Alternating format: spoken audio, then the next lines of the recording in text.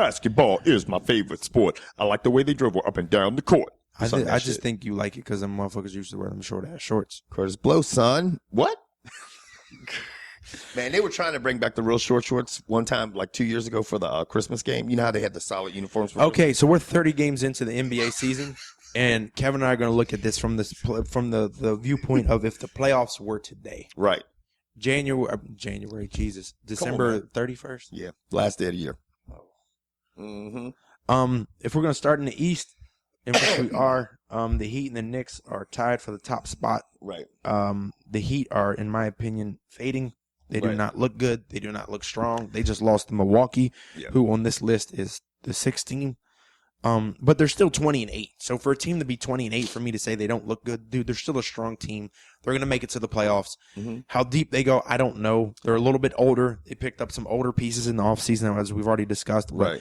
The fucking Knicks are nasty. The Knicks are nasty, and I'm going to bring another team into play real quick. And the only reason I'm going to bring them into play is that because your motherfucking computer ain't working. My computer's fucking frozen. Now, okay, that's with awesome. that said, the Nets, because they're gonna have Bama, they're 7th. Let's talk about something a little more relevant. Will you let me finish though? No, because I have a question. If I don't ask it, I'll forget it. And you know how that shit works. Yeah, okay. The Knicks don't have Armari back, right?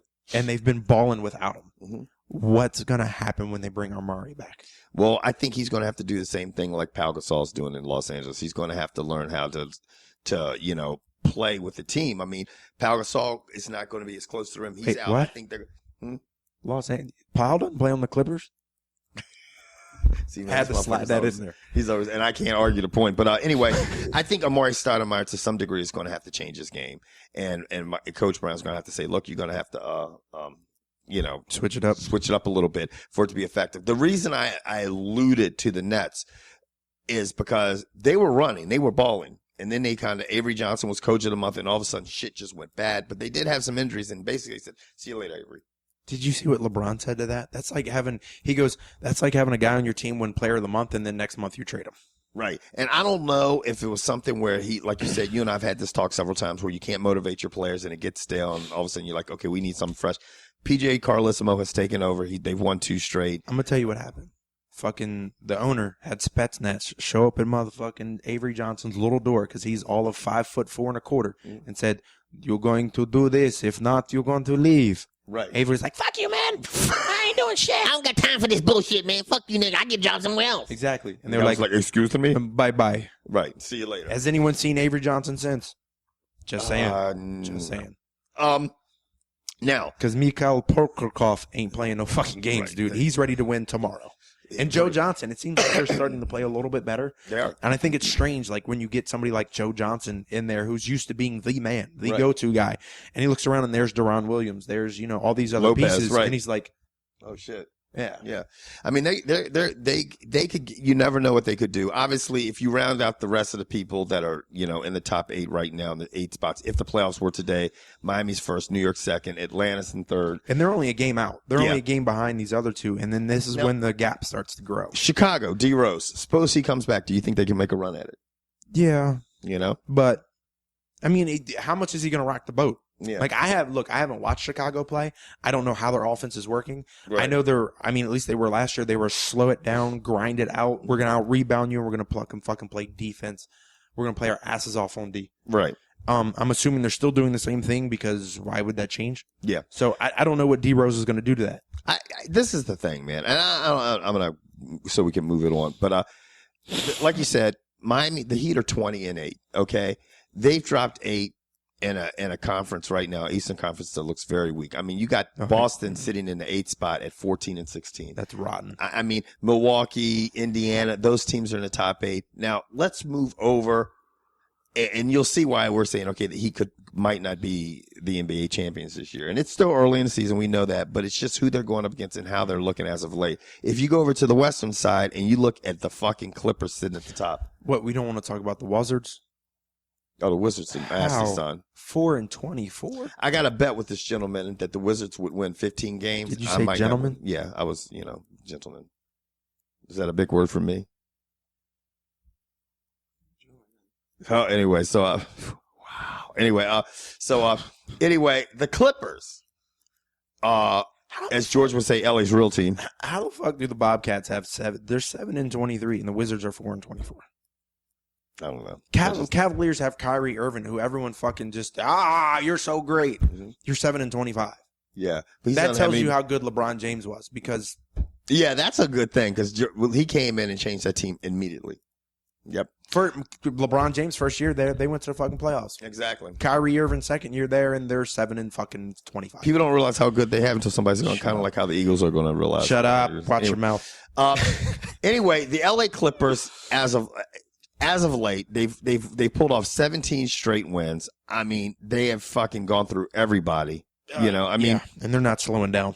And they're not. Bench is deep as fucking balls. This is the thing, and it's early in the season, but I'm going to tell you what. When you have all the playmakers that the Clippers have, Chris Paul fucking basically being your fucking chef, and now Lamar Odom, because the nigga's serving shit up like crazy, and now Lamar Odom basically all they need Lamar to do is show up and play 4 minutes a night. If Lamar off the bench. Yeah, and George is right. If Lamar Odom can come back and play like he was playing when he was playing with the Lakers and when he won $6 man a year, it's over. In my opinion. I mean, no, and everybody goes, you're jumping to conclusions. It's not, I don't think we've ever seen a team recently that has that much depth. Their second team could be half of the teams in the NBA. Easily. Their second team might be top 10. Their second team would smash the most, their second team would beat the Magic, the Raptors, the Pistons, the Bobcats, the Cavaliers, and the Wizards. That's the bottom 6 teams in the East. Yeah, I mean, they're that good. Now, obviously, in the second spot, who has, the Clippers sitting at 25-6. Oklahoma, the Thunder sitting at 23-6. You can't count them out. They made some adjustments. Obviously, they got rid of Harden, brought in Kevin Martin. He's looking just as good, putting up just as many points. He's probably a little better of a defensive player. Some people might argue that, but they haven't skipped a beat. They just look like they're more in sync and they're getting better. So, I mean, when I look at this, San Antonio sitting at the 3 spot, Memphis sitting at the 4 spot at 19-8, then you're rounding out with Golden State, Houston, Denver, Minnesota. Mm-hmm. Where are my Lakers? The old silver Spurs. That old team just keeps doing it. Yeah, man. Plugging in a couple guys. If you're the San Antonio Spurs owner, you fucking loving life, man. Dude, and my favorite team out of the West, the Thuggin' and Buggin' Grizzlies. They're fucking nasty. Dude, between fucking Zach Randolph and Mark Gasol, the real Gasol brother, dude, they look like the old Pistons team. Now, let me get a little And by selfish. old Pistons, I mean like Bill Laimbeer, fucking John Sally, Dennis Rodman, Isaiah Thomas, where in my opinion, the punch you in the mouth Pistons. That's the basketball I grew up with. Right. That's the basketball I remember seeing. That's the basketball I remember where like John Starks would literally almost get Charles Oakley, where motherfuckers were getting punched and refs were like, now, if you go up for a shot and you've already let it go and then somebody hits your arm, it's a foul? Right. What the fuck? Yeah. Now, the NFL is softer than that. Yeah. Yeah, where are the Lakers? The Lakers are actually, the Lakers are sitting at like the 10 spot or something like that. Oh, yeah, no. like, they've won 4 of their last 5. But look, they got a lot of problems. You know what I find, and I don't find funny about that, is when they talk about the Lakers. Oh, yeah. And they're like, why are we getting excited about the Lakers beating the Wizards, the Bobcats? Like, the 4 out of 5 they beat were the worst teams in the East. The worst teams. It's like they should beat them. The best win that the Lakers have had was on Christmas Day when they beat the Knicks. That's the only impressive win I think they've had this season. That was a fun game to watch. Yeah. That's the only impressive game they've had this season. The problem with the Lakers is that they have a lot of talent, but you know what? When you go on the road and they're moving around, they haven't really gone on the road for a long time yet this year.